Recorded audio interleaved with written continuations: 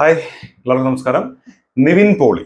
നിവിൻ പോളിയുടെ പേര് പറയുമ്പോൾ ഭയങ്കര പ്രതീക്ഷയാണ് ഇപ്പോൾ. കാരണം ഇപ്പോൾ നിലമ്പൂരുള്ള നമ്മുടെ നിലമ്പൂർ പാട്ടുത്സവത്തിൽ പുള്ളിക്കാരൻ ഇന്നലെയാണ് വന്നു പോയിട്ടുള്ളത്. ആള് തടിയൊക്കെ കുറച്ച് ഭയങ്കരമായിട്ട് ഒരു പ്രേമം സിനിമയിൽ ഉള്ള ഒരു ലുക്ക് ഉണ്ടല്ലോ, അത്തരത്തിൽ വന്നിട്ട് താടിയൊക്കെ വളർത്തി ഭയങ്കര രസമുണ്ട്. കുറച്ച് ലൂസ് ആയിട്ടുള്ള ഷർട്ടാണ് ഇട്ടിട്ടുള്ളത്. എനിക്കൊന്ന് ഫിറ്റ് ആയിട്ടുള്ള ഡ്രസ് ഇട്ട് കഴിഞ്ഞാൽ കറക്റ്റ് ആയിട്ട് പുള്ളിക്കാരൻ്റെ ഇപ്പോഴത്തെ ഒരു തടി, ആ ഒരു ഫിസിക്ക് മനസ്സിലാവുമായിരുന്നു. തടി ഉള്ളതും ഇല്ലാത്തതും വേറെ കാര്യം. പക്ഷെ നിവിൻ പോളിനെ എല്ലാവരും തടി കുറഞ്ഞ് കാണാൻ ആഗ്രഹിക്കുന്നത് പുള്ളിക്ക് അത്രയും മാച്ചായിട്ടുള്ള ഒരുപാട് കഥാപാത്രങ്ങൾ വരുന്നുള്ളതുകൊണ്ടാണ്. പുള്ളി വന്നു കഴിഞ്ഞാൽ ഒരുപാട് ആളുകളുടെ കോട്ട സീറ്റ് തെറിക്കും.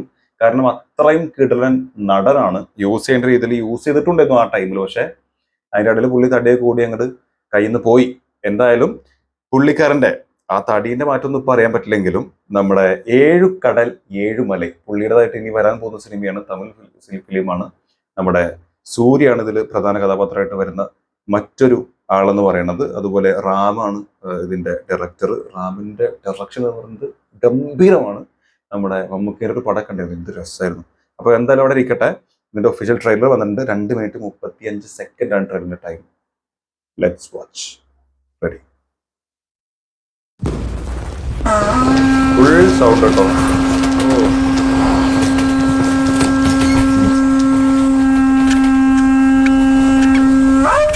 എലിയോ എന്താ പാട്ടിട്ടാണ്ട.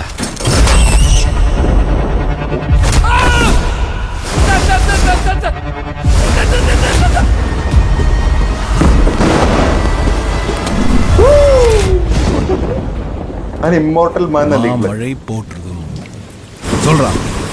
மழை போற்றதும் உழுது சொல்றான் சார். மதுரைக்காரனுக்கு அவ்வளவுதான் சார் லாபம் வரும்.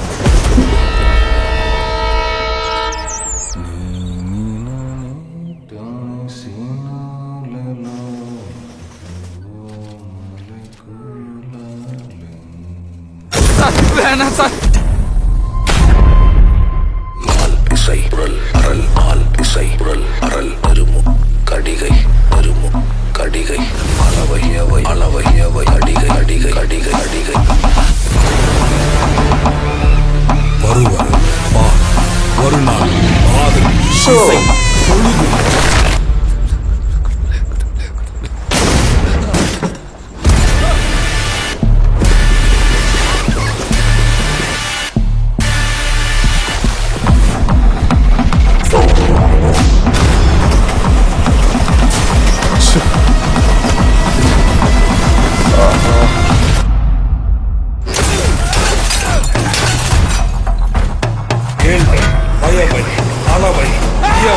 கடிகை அலை வாய் படை நான் மணங்கு நுடங்கு அந்தியம் ஆறு நான் திக்கம் உரல் தடம் நேரம் புரி ஊழ் நெறி.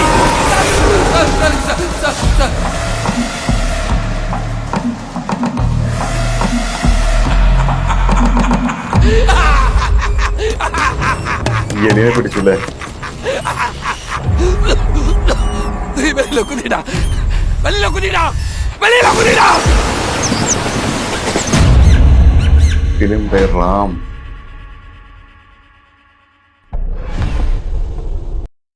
എന്തോന്നടേ ഇത്?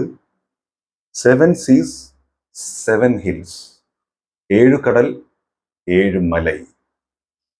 റാം എല്ലാ സമയത്തും ഞെട്ടിച്ചിട്ടേ ഉള്ളൂ. കാരണം ഞാൻ വീണ്ടും പറയുന്നത് മമ്മൂക്കേന്റെ ആ സിനിമയാണ്.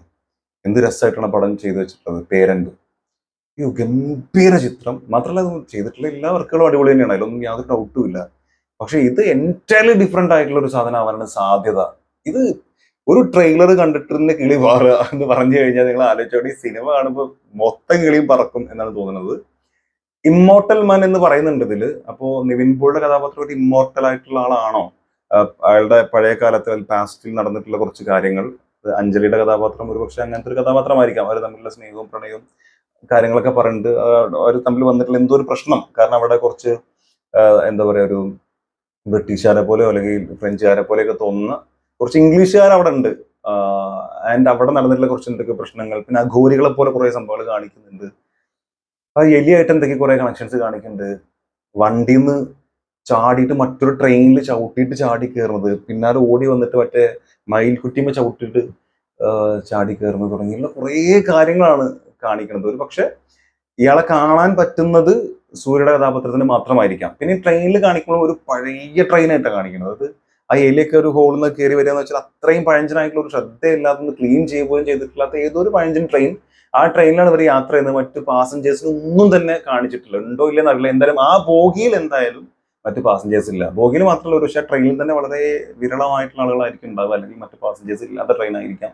കാരണം പുള്ളി ഓടി കയറുമ്പോഴും മറ്റു സ്ഥലങ്ങളിലൂടെ കാണിക്കുന്ന വിഷ്വൽസിൽ ഒന്നും തന്നെ ഒരു പാസഞ്ചറിനെ പോലും കാണിച്ചിട്ടില്ല. ആൻഡ് ഒഴിഞ്ഞിട്ടുള്ള ഏതോ ഒരു സ്ഥലത്ത് കൂടെ വണ്ടി പോകുന്നത്, പ്ലാറ്റ്ഫോം ഒന്നും അടുത്തൊന്നും ഇല്ലാത്ത ഏതോ ലോങ് ഡിസ്റ്റൻസിലുള്ള ഏതോ ഒരു സ്ഥലത്തേക്കാണ് വണ്ടി പോയിക്കൊണ്ടിരിക്കുന്നത്.